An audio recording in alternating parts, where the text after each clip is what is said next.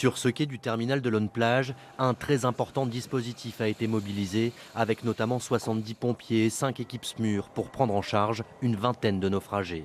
L'un d'entre eux a été déclaré décédé à son arrivée à l'hôpital de Calais.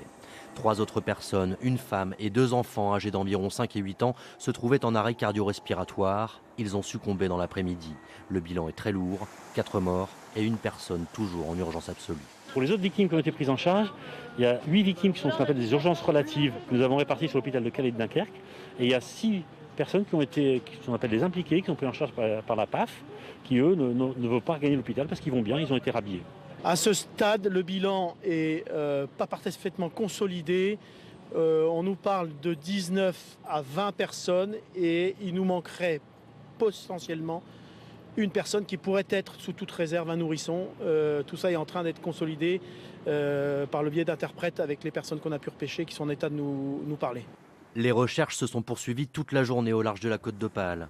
C'est à 5000 nautiques environ que le bateau des migrants, qui serait de nationalité iranienne, a chaviré vers 9h30 avant de couler. 2020 est une année record avec 730 tentatives ou traversées de la Manche impliquant près de 7900 migrants. C'est 3 fois et demi plus que l'année précédente. Ce matin, le procureur de Dunkerque s'est rendu sur place.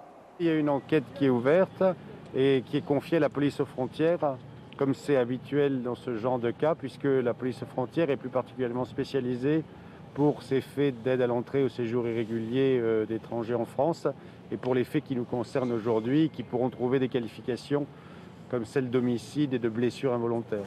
Le drame de ce mardi porte à 7 le nombre de migrants décédés depuis le début de l'année en tentant de rejoindre l'Angleterre.